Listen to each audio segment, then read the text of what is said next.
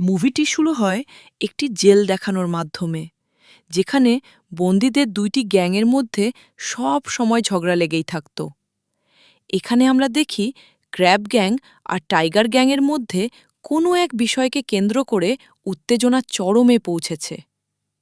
আসল ব্যাপার ছিল জেলের নিয়ন্ত্রণ কার হাতে থাকবে, আর আজই সেটার ফয়সালা হওয়ার কথা। যখন দুই গ্যাং পুরোপুরি লড়াইয়ের অবস্থায় চলে আসে, ঠিক তখনই সেখানে জাং আসে। জাং ছিল ক্র্যাব গ্যাংয়ের একজন সদস্য।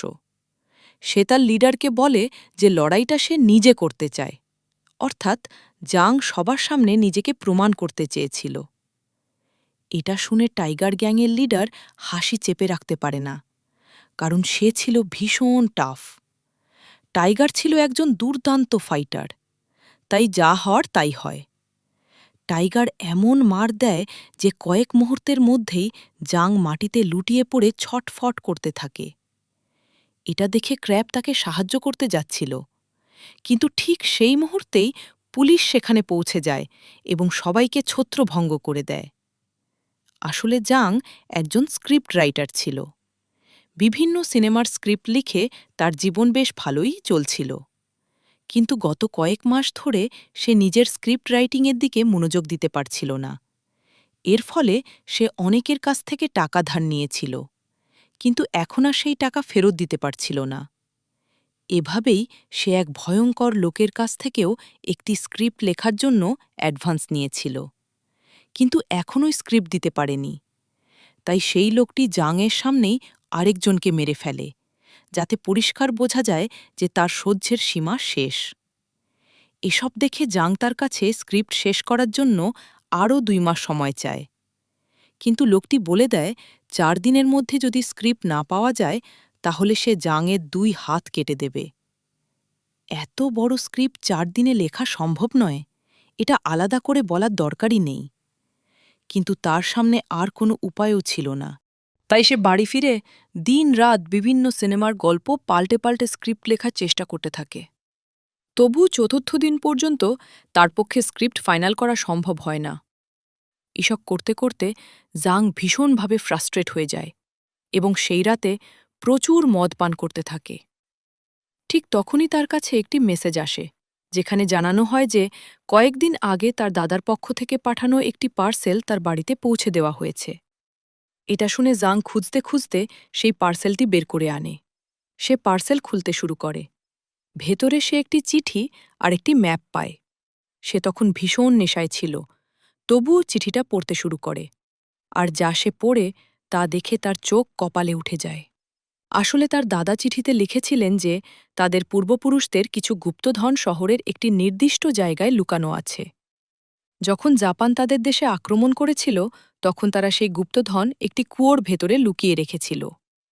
কিন্তু পরে যখন ব্রিটিশরা তাদের দেশে শাসন শুরু করে, তখন ঠিক সেই পুরনো জায়গার ওপরেই একটি জেল তৈরি করা হয়। এর ফলে গুপ্তধনটি জেলের নিচে চাপা পড়ে যায়। এই পার্সেলের ভেতরে পাওয়া ম্যাপটিতে সেই গুপ্তধনের সঠিক অবস্থান দেখানো ছিল। তাই দাদা মারা যাওয়ার আগে শেষ ইচ্ছা হিসেবে বলেছিলেন তাদের বংশের কেউ যেন অবশ্যই সেই গুপ্তধন উদ্ধার করে আনে। এই কারণেই তিনি জাংকে এই চিঠি আর ম্যাপ পাঠিয়েছিলেন। শুধু তাই নয়, তাকে বিশ্বাস করানোর জন্য তিনি একটি সোনার বারও পাঠিয়েছিলেন। সেটা দেখে জাং মন থেকে এই কথাই বিশ্বাস করে ফেলে। কিন্তু বিশ্বাস করলেই বা কি হয়? যে লোকেশনের কথা বলা হচ্ছে সেটি এখন চীনের সবচেয়ে বড় আর ভয়ঙ্কর জেলের নিচে। যে জেল থেকে একটা মশাও বের হতে পারে না, সেখান থেকে গুপ্তধন নিয়ে সে কিভাবে বের হবে? তবুও জাং ভাবে এমনিতেই তার জীবন শেষ হতে চলেছে, তাই সে শপথ করে যে যেভাবেই হোক সে এই গুপ্তধন উদ্ধার করবেই। এজন্য সে পুরো দিন পরিকল্পনা করতে থাকে কিভাবে গুপ্তধন বের করা যায়। যখন তার প্ল্যান প্রায় তৈরি হয়ে যায়, তখন প্রথম কাজ ছিল জেলের ভেতরে ঢোকা। আর জেলে যাওয়ার একটাই উপায়, অপরাধ করা। তাই সে এক লোকের ল্যাপটপ জোরে ভেঙে সরাসরি পুলিশের সামনে অপরাধ করে বসে। পুলিশও তাকে গ্র্যাসকোল্ডকে তীব্র আক্রমক মামলায় গ্রেপ্তার করে সেই বিখ্যাত ভয়ঙ্কর জেলেই নিয়ে যায়। সেখানে সব ধরনের চেকিং শেষ করে তাকে জেলের পোশাক পরানো হয়। তার শাস্তি ছিল 3 মাসের। অর্থাৎ যা কিছু করার ছিল এই 3 মাসের মধ্যেই করতে হবে। কিন্তু ভেতরে ঢুকেই জাং বুঝে যায় জেল কোনো সহজ জায়গা নয়। প্রথম দিনই সে দেখে বন্দিরা কাউকে মারার জন্য নানা ধরনের অস্ত্র নিয়ে প্রস্তুত হয়ে দাঁড়িয়ে আছে। তবে ভাগ্য ভালো ছিল যে সেদিন আসল লড়াই হয়নি। তারা শুধু নাটক করছিল, যাতে তাদের লিডার ক্র্যাবকে তার জন্মদিনে সারপ্রাইজ দিতে পারে। সেখানেই জাংয়ের প্রথম দেখা হয় ক্র্যাবের সঙ্গে। ক্র্যাব নতুন ছেলেটাকে দেখে নিজেই তার কাছে এসে পরিচয় করে। যখন সে জানতে পারে তার নাম জাং, তখন সে একটু আবেগাপ্লুত হয়ে পড়ে। কারণ তার এক খুব কাছের বন্ধুর নামও ছিল জাং, যে তাকে বাঁচাতে গিয়ে নিজের জীবন দিয়ে দিয়েছিল। এই কারণেই ক্র্যাব তাকে বলে, আজ থেকে তুমি আমার ছোট ভাইয়ের মতো। মানে, এই জেলে এখন তুমি রাজার মতো থাকবে, কেউ তোমার গায়েও হাত দিতে পারবে না। আসলে ক্র্যাব আর তার গ্যাং ভালো মানুষই ছিল। যেখানে কিছু ভুল হতো শুধু সেখানেই তারা প্রতিবাদ করত। কিন্তু অন্যদিকে টাইগার গ্যাং ছিল পুরোপুরি লাগাম ছাড়া আর হিংস্র। তাদের অবস্থা এমন ছিল যে প্রতিদিন ঝগড়া না করলে যেন পেটই ভরত না। কিন্তু যেহেতু জাংয়ের মাথার ওপর ক্র্যাবের মতো বড় ভাই ছিল, তাই মনে হচ্ছিল হয়তো এখানে তার জীবনটা সহজেই কেটে যাবে। কিন্তু পরের দিনই প্রমাণ হয়ে যায় জেলে শান্তিতে থাকা কোনো সহজ ব্যাপার নয়। টাইগার গ্যাংয়ের লোকেরা নতুন ছেলেটাকে দেখা মাত্রই ধরে নিয়ে যায় টাইগারের কাছে। সেখানে তাকে জিজ্ঞেস করা হয় সে কি আগেই কোনো গ্যাংয়ে নিজের নাম লিখিয়েছে কিনা। জাং চায়নি কোনো গ্যাংয়ে জড়িয়ে নিজের আসল উদ্দেশ্য নষ্ট করতে, তাই সে লুকিয়ে রাখে যে সে আগেই ক্র্যাব গ্যাংয়ের ছোট ভাই হয়ে গেছে। সে বলে যে না, সে এখনও কোনো গ্যাংয়ে যোগ দেয়নি। এটা শুনে টাইগার জোর করে তাকে নিজের দলে টানতে শুরু করে। এখানে দেখা যায় টাইগার গ্যাংয়ে ঢুকতে হলে লয়্যাল্টি টেস্ট দিতে হয়। নতুনদের টাইগারের থুতু মেশানো পানীয় খেতে হয়। এই নোংরা কাজটা জাং মরলেও করতে চাইত না, কিন্তু বাধ্য হয়ে সে কোনো মতে না বলতেই যাচ্ছিল। ঠিক তখনই সেখানে ক্র্যাব এসে পৌঁছে যায়।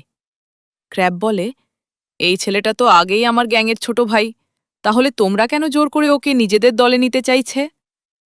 এটা শুনে টাইগার হতবাক হয়ে যায়, কারণ সে জানতই না যে জাং আগেই অন্য গ্যাংয়ে যোগ দিয়েছে।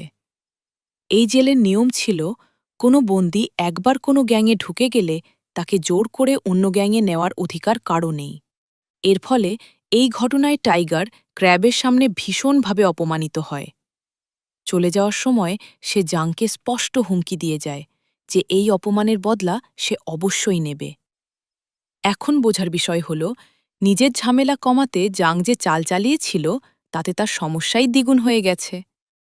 এরপর থেকে জাং মনে মনে এই জেলের ভেতরে সেই কুয়োটা আসলে কোথায় আছে সেটা খুঁজতে শুরু করে। সে শুধু এতটুকুই জানত যে কুয়োটার অবস্থান একটি বড় গাছের কাছে।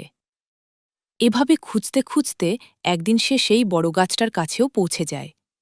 কিন্তু এত কড়া নিরাপত্তার মধ্যে সে গুপ্তধন বের করবে কিভাবে? এটাই ছিল সবচেয়ে বড় প্রশ্ন। এরই মধ্যে একদিন জেলার এসে তাকে জানায় যে এখন থেকে তাকে জেলের লাইব্রেরিতে পার্ট টাইম কাজ করতে হবে। এটা শুনে জাং মনে মনে খুব খুশি হয়ে যায়, কারণ এই অজুহাতে সে আশপাশের জায়গাগুলো আরও ভালোভাবে দেখতে পারবে। এভাবেই একদিন লাইব্রেরি রুমে গিয়ে সে জেলের কিছু পুরনো বই খুঁজে পায়, যেখানে সেই কুয়োর উল্লেখ লেখা ছিল।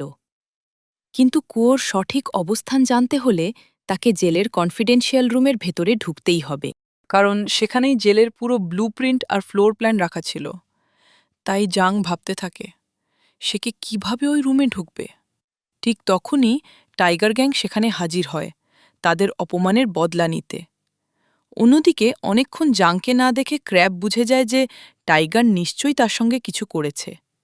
সে সরাসরি টাইগারের কাছে জিজ্ঞেস করে জাংকে কোথায় রাখা হয়েছে। এটা শুনে টাইগার বলে যে ক্র্যাব ওই নোংরা ড্রিঙ্কটা না খেলে সে কিছুই বলবে না।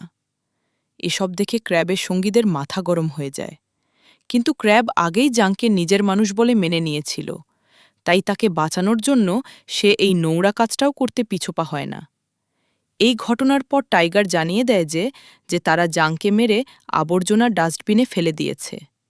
এটা শুনেই সবাই সঙ্গে সঙ্গে সেখানে ছুটে যায় এবং জাংকে বাঁচিয়ে ফেলে। এভাবেই আরও কয়েকটা দিন কেটে যায়। তারপর একদিন জাং জানতে পারে যে আজ দুপুরে দুই গ্রুপের মধ্যে বড় ধরনের মারামারি হতে চলেছে। এটা শুনে জাং সঙ্গে সঙ্গে একটা প্ল্যান বানায়। যখন মারামারির সময় পুলিশ এসে দুই গ্রুপকে থামাবে, তখনই সে পুলিশের কাছ থেকে কনফিডেন্সিয়াল রুমের চাবি নিয়ে সেই রুমে ঢুকে পড়বে। ঠিক সেটাই হয়। মারামারি শুরু হতেই পুলিশ আসে সবাইকে থামাতে। আর এই সুযোগে জাং এক অফিসারের কোমর থেকে চাবি খুলে নিয়ে দ্রুত কনফিডেন্সিয়াল রুমের দিকে এগিয়ে যায়। কিন্তু ঠিক যখন সে রুমের দরজা খুলতে যাবে, সেই মুহূর্তেই টাইগার আবার তার সামনে এসে দাঁড়ায়। জাংয়ের হাতে চাবি দেখে টাইগার ভাবে সে পালানোর চেষ্টা করছে। এই সন্দেহে সে আবার জাংয়ের সঙ্গে মারামারি শুরু করে। জাংকে মার খেতে দেখে ক্র্যাবও তাকে বাঁচাতে সেখানে পৌঁছে যায়। কিন্তু এই হইচইয়ের মধ্যে জাংয়ের হাত থেকে চাবি পড়ে পাশের আরেকটা দরজার নিচে চলে যায়। এত কাছে এসেও সুযোগ হাতছাড়া হতে দেখে জাং ভীষণ হতাশ হয়ে পড়ে। এর ওপর এই সব কিছুর জন্য সে ক্র্যাবের ওপরও রাগ করে বসে। ক্র্যাব বারবার বলতে থাকে যে সে শুধু তাকে বাঁচাতে চেয়েছিল, কিন্তু জাং উল্টো তাকে খোঁটা দেয়। হয়তো ক্র্যাব জ্ঞানে আসার চেয়ে টাইগার জ্ঞানে থাকাই ভালো ছিল, কারণ আজ ক্র্যাবের জন্যই সে একটা খুব বড় সুযোগ হারিয়েছে। এসব কথা শোনার পরও ক্র্যাব তার ওপর একটুও রাগ করে না। ঠিক তখনই সেখানে একজন এসে জাংকে বলে যে সে ভীষণ ভাগ্যবান, কারণ তার মাথার ওপর ক্র্যাবের মতো একজনের ছায়া আছে। ক্র্যাব তাকে মন থেকে খুব ভালোবাসে। এসব কথা শুনে জাং ধীরে ধীরে বুঝতে শুরু করে যে হয়তো সে ভুল করেছিল। তাই একদিন সে ক্র্যাবের কাছে গিয়ে সেদিনের অনেক কথার জন্য ক্ষমা চায়। এরপর জাং সিদ্ধান্ত নেয় যে বড় ভাইয়ের মতো ক্র্যাবকে সে সব সত্যি কথা বলবে। সে শুরু থেকে বলে সে কেন এই জেলে এসেছে। সব কথা শুনে ক্র্যাব প্রথমে বিশ্বাস করতে পারে না, কিন্তু সে জানত জাং কখনোই তার সঙ্গে মিথ্যে বলবে না। এই কারণেই ক্র্যাব নিজে এগিয়ে এসে তাকে সাহায্য করার জন্য প্রস্তুত হয়ে যায়। এবার ক্র্যাব আর জাং মিলে গুপ্তধন বের করার আসল পরিকল্পনা বানায়। পরিকল্পনা অনুযায়ী সবার আগে তাদের কনফিডেন্সিয়াল রুমে ঢুকতে হবে। তাই একদিন কাজের অজুহাতে ক্র্যাব ইচ্ছে করে এক পুলিশ অফিসারের ওপর ডিটারজেন্ট ছুড়ে দেয়। ওই পুলিশের ডিটারজেন্টে অ্যালার্জি ছিল, ফলে সে মারাত্মকভাবে অসুস্থ হয়ে পড়ে। এই সুযোগে জাং ওই পুলিশটির চাবি আর পোশাক নিয়ে নিজে পুলিশ সেজে সোজা কনফিডেন্সিয়াল রুমের দিকে চলে যায়। সেখানে পৌঁছে সে অবশেষে ব্লুপ্রিন্টের একটি কপি সংগ্রহ করতে সক্ষম হয়। এই ব্লুপ্রিন্টটি ছিল জেল সংস্কারের আগের। এই ব্লুপ্রিন্ট থেকে জাং পরিষ্কার বুঝে যায় যে যে কুয়োটার খোঁজে সে এখানে এসেছে সেটি বর্তমান জেলের প্লেগ্রাউন্ডের ঠিক নিচেই রয়েছে। এখন এমন খোলা জায়গায় গিয়ে খোঁড়াখুড়ি করা একেবারেই অসম্ভব ছিল। তাহলে প্রশ্ন দাঁড়ায়, এখন কি করা যাবে? জেলে আসার আগে যে ম্যাপটি জাং পেয়েছিল তা থেকে সে জানত যে মাটির নিচে একটি বেসমেন্ট আছে, যার মাধ্যমে প্লেগ্রাউন্ড পর্যন্ত পৌঁছানো যায়। কিন্তু সেই বেসমেন্টটি ছিল কেমিক্যাল রুমের ভেতরে। তাই তাদের প্রথম মিশন হয় বেসমেন্টে যাওয়ার রাস্তা খুঁজে বের করা।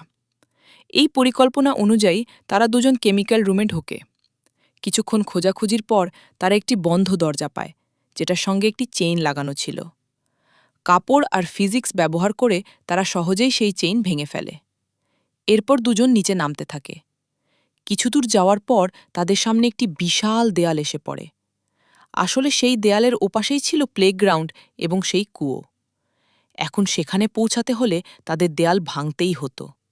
কিন্তু যাদের কাছে লোহার একটা ছোট টুকরোও নেই, তারা এত বড় দেয়াল ভাঙবে কিভাবে? এটাই ছিল সবচেয়ে বড় সমস্যা। কিন্তু জাং তো একজন স্ক্রিপ্ট রাইটার ছিল, তাই নিজের বুদ্ধি খাটিয়ে সে নিজেই একটা ড্রিল মেশিন বানানোর উপায় বের করে ফেলে। খুঁজতে খুঁজতে সে একটি নষ্ট ওয়াশিং মেশিন পায়।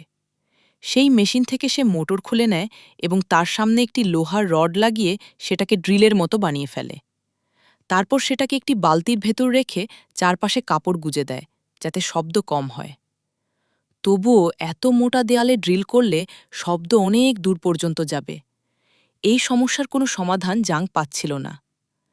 ঠিক তখনই ক্র্যাব তাকে একটা দুর্দান্ত আইডিয়া দেয়।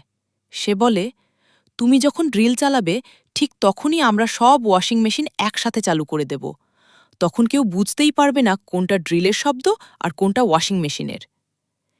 এই ঝুঁকিপূর্ণ পরিকল্পনা শুনে জাং খুব খুশি হয়ে যায়। তারপর তারা আসল কাজে লেগে পড়ে। পরিকল্পনা অনুযায়ী ড্রিল চালু হতেই সব মেশিন একসাথে চালু করে দেওয়া হয়। ফলাফল হল কারো কোনো সন্দেহই হয় না। এভাবে কয়েকদিন ধরে কাজের ফাঁকে ফাঁকে তারা খোঁড়াখুড়ি চালিয়ে যায়। ধীরে ধীরে জাং এমনভাবে দেয়ালে ছিদ্র করে যে সামান্য চাপ দিলেই দেয়াল সহজেই ভেঙে পড়ে। দেয়াল ভেঙে পড়তেই তাদের সামনে পুরনো আমলের সেই পানির কুয়োটি দেখা যায়। এটা দেখে দুজনের বুক আনন্দে ভরে যায়। আসলে গুপ্তধন খুঁজতে তার দুজনেই ভেতরে ঢোকে। কিন্তু তখন ক্র্যাব বলে যে সে ওপরে গিয়ে পাহারা দেবে। এই কথা বলে ক্র্যাব বাইরে চলে যায়, আর জাং একাই ভেতরে পুরো এলাকা তন্ন তন্ন করে খুঁজতে থাকে। সে ভেতরের দিকে এগোতেই থাকে, অনেক দূর পর্যন্ত চলে যায়। কিন্তু অবাক করার বিষয় হল কোথাও সে গুপ্তধনের কোনো চিহ্নই পায় না। অথচ চিঠিতে স্পষ্ট লেখা ছিল যে গুপ্তধন একটি বাক্সের ভেতরে রাখা আছে। চারপাশে যতই খোঁজ করুক সে কিছুই খুঁজে পায় না। এর ফলে জাং হতাশ হয়ে সেখানেই বসে পড়ে। অনেকক্ষণ অপেক্ষা করে ক্র্যাবও সেখানে চলে আসে এবং দেখে জাং গুপ্তধন না পাওয়ার কারণে মন খারাপ করে বসে আছে। সেই সময় জাং একটি বাক্সের সামনে বসেছিল। ক্র্যাব যখন সেই বাক্সটা একবার সরিয়ে তোলে ঠিক তখনই বাক্সটি নিজে থেকেই খুলে যেতে শুরু করে। জাং স্বপ্নেও ভাবেনি যে শুধু এটুকু সরালেই তাদের সামনে আসল গুপ্তধন বেরিয়ে আসবে। সেই গুপ্তধন ছিল মোট ১০১টি সোনার বার। একসাথে এত সোনা দেখে দুজনই হতবাক হয়ে যায়। এখন গুপ্তধন তো পাওয়া গেল, কিন্তু এতগুলো সোনার বার জেল থেকে বাইরে নিয়ে যাবে কিভাবে? এটাই ছিল পরের প্রশ্ন। এই বিষয়ে পরিকল্পনা করতে করতেই তারা সব সোনার বার উপরে নিয়ে আসে। এরপর জাং সেগুলো অ্যাসিডে ভরা একটি বালতির মধ্যে ফেলে দেয়, কারণ অ্যাসিডে সোনা কখনো গলে না, আর যেহেতু সেটা অ্যাসিড তাই কেউ সেটি পরীক্ষা করতেও যায় না। এবার প্রশ্ন ছিল, এগুলো বাইরে নেওয়া হবে কিভাবে? উত্তর খুঁজতে খুঁজতেই জাংয়ের মাথায় একটা বড় আইডিয়া আসে। জেলের ভেতরে কাপড় আনা নেওয়ার জন্য একটি বড় ট্রলি চলত, যেটা প্রতি রবিবার ব্যবহার করা হতো। জাং পরিকল্পনা করে যে সেই ট্রলির ফাঁকা জায়গাগুলোতে সে একে একে সুন্দর করে সোনার বারগুলো লুকিয়ে রাখবে। এরপর সোনার বারসহ ট্রলিটি জেলের বাইরে চলে যাবে এবং ১ সপ্তাহ পর্যন্ত জেলের গ্যারাজেই দাঁড়িয়ে থাকবে। এই সময়ের মধ্যেই জাংয়ের শাস্তির মেয়াদ শেষ হয়ে যাবে এবং সে জেল থেকে বেরিয়ে আসবে। বাইরে বেরোনোর পরই সে গ্যারাজে গিয়ে সব সোনা নিয়ে মিশন সম্পূর্ণ করবে। এখানেই জাং জানায় যে ভাইয়ের মতো ক্র্যাবকেও সে সোনার ভাগ দিতে চায়। কারণ ছিল, ক্র্যাবের মেয়ে টাকার অভাবে ভালো কলেজে ভর্তি হতে পারছিল না। পরিকল্পনা অনুযায়ী সবকিছু ধীরে ধীরে এগোতে থাকে, কিন্তু ঠিক তখনই গল্পে একের পর এক অপ্রত্যাশিত ঘটনা ঘটতে শুরু করে। একদিন সামান্য একটি বিষয় নিয়ে টাইগার নিষ্ঠুরভাবে ক্র্যাব গ্যাংয়ের এক ছেলের হাত ভেঙে দেয়। এইসব সহ্য করতে না পেরে ক্র্যাব টাইগারকে শাস্তি দিতে বেরিয়ে পড়ে। আর অন্যদিকে টাইগার আগেই জাংয়ের ওপর ভীষণ রাগে ফুঁসছিল। এই কারণেই সে সোজা লন্ড্রি রুমে গিয়ে জাংকে ভীষণভাবে মারতে শুরু করে। ঠিক সেই সময়েই অ্যাসিড ভরা বাক্সটি খুলে যায় এবং সব সোনার বার বাইরে বেরিয়ে আসে। এত সোনা দেখে টাইগারের মাথা পুরোপুরি ঘুরে যায়। তখনই ক্র্যাবও সেখানে পৌঁছে যায় এবং টাইগারকে জোরে জোরে মারতে থাকে। এরপর ক্র্যাব সিদ্ধান্ত নেয় যে আজ সে টাইগারকে বাঁচিয়ে রাখবে না, কারণ এখন টাইগার সোনার কথা জেনে গেছে। তাকে ছেড়ে দেওয়া খুবই বিপজ্জনক ছিল। ক্র্যাব তার গলায় দড়ি পেঁচিয়ে তাকে প্রায় মেরেই ফেলছিল। কিন্তু ঠিক এখানেই গল্পে আসে এক বড় মোড়। জাম কোনোভাবেই ক্র্যাবকে এই কাজটা করতে দেয় না। সে ক্র্যাবকে ধাক্কা দিয়ে পিছিয়ে দেয়। এটা দেখে ক্র্যাব হতভম্ব হয়ে যায়। ঠিক তখনই পুলিশও সেখানে পৌঁছে যায়। সবাই মিলে তাড়াতাড়ি সোনার বারগুলো লুকিয়ে ফেলে এবং একটা মিথ্যা গল্প বানিয়ে নেয়। পুলিশ চলে যাওয়ার পর টাইগার স্পষ্ট বলে দেয়, যদি এই সোনা বাইরে বের করতে হয় তাহলে এখন জাংকে তার সঙ্গে ডিল করতে হবে, না হলে টাইগার সব কিছু পুলিশকে জানিয়ে দেবে। এটা শুনে ক্র্যাব কোনোভাবেই রাজি হয় না, কিন্তু জাং বাধ্য হয়ে সেই ডিলে রাজি হয়ে যায়। এই কথা শুনে ক্র্যাব ভেতর থেকে ভেঙে পড়ে। তার মনে হতে থাকে হয়তো জাং শুধু সোনার লোভে স্বার্থপর হয়ে গেছে। এই কারণেই ক্র্যাব কষ্ট পেয়ে এই মিশন থেকে নিজেকে আলাদা করে নেয়, কারণ সে কোনো ভুল মানুষের সঙ্গে হাত মেলাতে পারে না। এরই মধ্যে ক্র্যাব খবর পায় যে তার মেয়ে একটি দুর্ঘটনার পর কোমায় চলে গেছে। এখন তার পক্ষে জেলে থাকা অসম্ভব হয়ে পড়ে। তাকে যেভাবেই হোক এখান থেকে পালাতেই হবে। অন্যদিকে টাইগারও নিজের আলাদা প্ল্যান বানাতে শুরু করে। যখন সে জানতে পারে যে জাং একাই সোনা নিয়ে পালানোর কথা ভাবছে, তখন টাইগার সিদ্ধান্ত নেয় জাংকে মেরে সে নিজেই সব সোনার মালিক হবে। কিন্তু একেবারে সঠিক সময়ে ক্র্যাব সেখানে পৌঁছে যায় আর পরিষ্কার বলে দেয় যে তার সোনার কোনো অংশই দরকার নেই।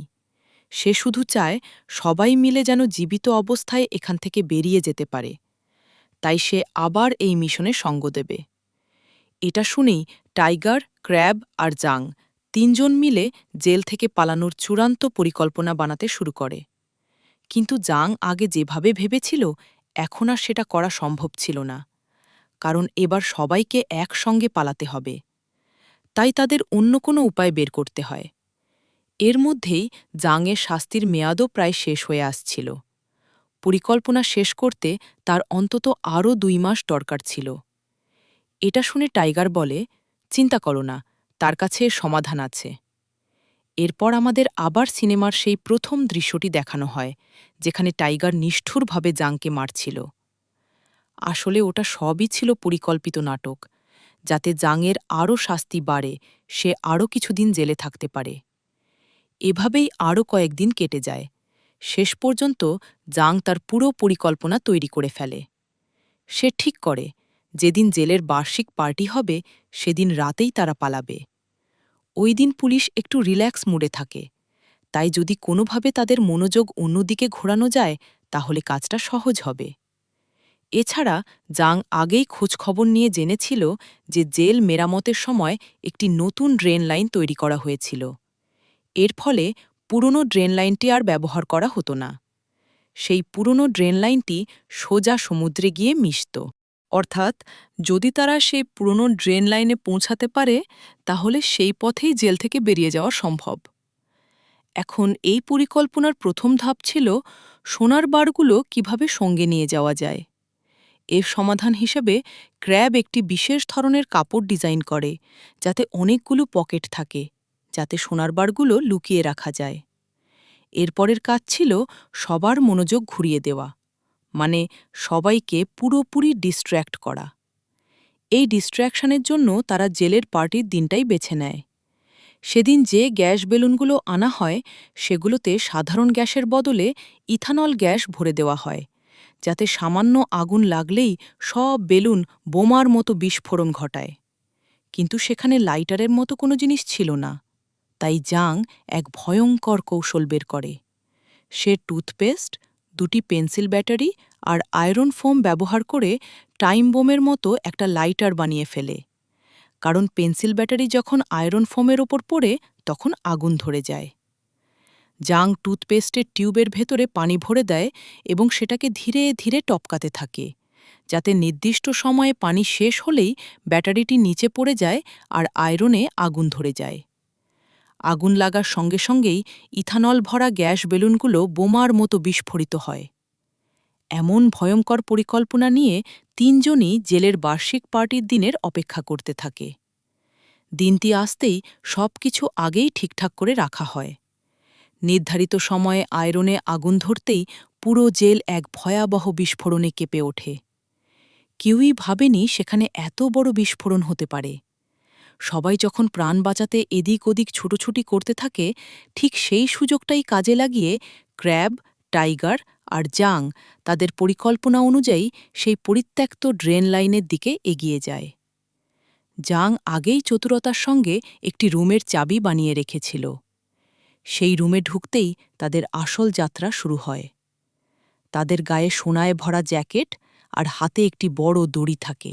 এই দড়ির সাহায্যেই টানেলের ভেতর দিয়ে নেমে তাদের সমুদ্র পর্যন্ত পৌঁছাতে হবে, যেখানে টাইগার আগেই একটি নৌকা প্রস্তুত করে রেখেছিল। ৩ জন টানেলের ভেতর এগোতে থাকে। হঠাৎ এক মোড়ে জাংয়ের পা সজোরে কোথাও ধাক্কা খেয়ে গভীরভাবে কেটে যায়। ব্যথা এতটাই তীব্র হয় যে সে আর সামনে হাঁটার অবস্থায় থাকে না। বাধ্য হয়ে তারা একটি রান্নাঘরের মতো অংশে থেমে যায়। সেখানে জাং ক্র্যাবকে বলে যে সম্ভবত সে আর এখান থেকে বের হতে পারবে না, আর সে চায় ক্র্যাব আর টাইগার মিলে এই মিশনটা সম্পূর্ণ করুক।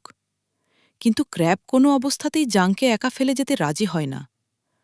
অন্যদিকে টাইগার আগে থেকেই ধূর্ত ছিল। সে যখনই একটি ছুরি পায় সেটা নিজের কাছে রেখে দেয়, মানে সুযোগ পেলেই সে বিশ্বাসঘাতকতা করবে, এটা পরিষ্কার ছিল। এরপর ক্র্যাব জাংয়ের পা থেকে রক্ত পড়া বন্ধ করে, আর তারপর ৩ জন মিলে টানেলের শেষ প্রান্তের দিকে এগিয়ে যায়। অনেকক্ষণ হাঁটার পর তারা টানেলের একেবারে শেষ অংশে পৌঁছে যায়, কিন্তু সেখানে গিয়ে দেখে বাইরে যাওয়ার পথটি একটি ভারী লোহার দেয়াল দিয়ে বন্ধ। স্পষ্টই বোঝা যায় এই দেয়াল ভেঙে বের হওয়া অসম্ভব। কিন্তু এই সমস্যার সমাধানও জাংয়ের কাছে আগেই ছিল। সে জানত এটি খুব পুরনো টানেল, তাই ভেতরে মিথেন গ্যাস জমে আছে। যদি এই গ্যাসে আগুন ধরানো যায় তাহলে বিস্ফোরণের চাপেই লোহার দেয়ালটিও ভেঙে যেতে পারে। তাই জাং বলে ড্রেনের সেফটি গেট খুলে সব গ্যাস বাইরে ছেড়ে দিতে হবে। গ্যাস বের হওয়ার সঙ্গে সঙ্গেই জাং নিজের কাছে রাখা ব্যাটারি দিয়ে আয়রন ফোমে আগুন লাগিয়ে দেয়। সেই মুহূর্তেই এক ভয়াবহ বিস্ফোরণ ঘটে এবং পুরো এলাকা কেঁপে ওঠে। শেষ পর্যন্ত সেই লোহার দরজাটিও ভেঙে যায়। এতদূর পর্যন্ত তাদের পরিকল্পনা একেবারে নিখুঁতভাবে কাজ করে এবং তারা বাইরে বের হতে সফল হয়। কিন্তু যেমনটা আশঙ্কা ছিল ঠিক তেমনটাই ঘটে।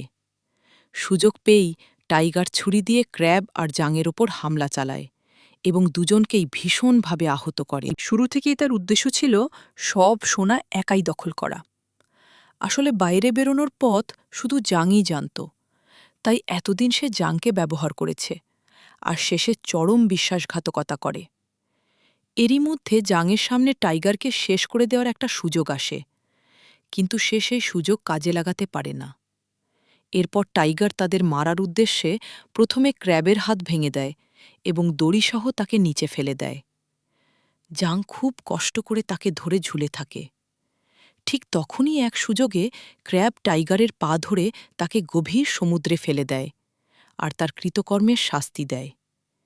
সেই মুহূর্তে জাং এক হাতে ক্র্যাবকে ধরে রাখে আর অন্য হাতে সোনার বারগুলো টানার চেষ্টা করে। কিন্তু শেষ মুহূর্তে সে বুঝতে পারে তাকে হয় সোনা বাঁচাতে হবে, নয়তো ক্র্যাবকে। এবার জাং আর কোনো ভুল করে না। সে সোনা ছেড়ে দেয় এবং তার প্রিয় ভাই ক্র্যাবকে বাঁচিয়ে নেয়। শেষ পর্যন্ত দুজনই পুলিশের সামনে আত্মসমর্পণ করে। এরপর পরের দৃশ্যে ৪ মাস পরের ঘটনা দেখানো হয়। সেখানে একজন পুলিশ অফিসার জানায় যে সমুদ্র থেকে সবগুলো সোনার বার উদ্ধার করা হয়েছে। আসলে এই সব সোনার বার ছিল জাংয়ের পূর্বপুরুষদের সম্পত্তি, তাই শেষ পর্যন্ত সেগুলো জাংয়ের হাতেই তুলে দেওয়া হয়। এই সময়েই ক্র্যাব খবর পায় যে তার মেয়ে এখন পুরোপুরি সুস্থ হয়ে উঠেছে এবং চাইলে সে আজই প্যারোলে গিয়ে তার সঙ্গে দেখা করতে পারে। অর্থাৎ এত কষ্ট, ত্যাগ আর বিপদের পর অবশেষে জাং তার হারানো ধন ফিরে পাওয়ার মিশন সফলভাবে সম্পন্ন করে। আর ঠিক এই দৃশ্যের সঙ্গেই এই দারুণ মুভিটির সমাপ্তি ঘটে। তো আজকের ভিডিওটি আপনাদের কেমন লাগলো অবশ্যই কমেন্ট করে জানান। এমন আরও দুর্দান্ত মুভির ভিডিও দেখতে এখনই চ্যানেলটি সাবস্ক্রাইব করুন। ভিডিও ভালো লাগলে লাইক দিতে ভুলবেন না। আবার দেখা হবে পরের ভিডিওতে। ততক্ষণে সবাই ভালো থাকুন।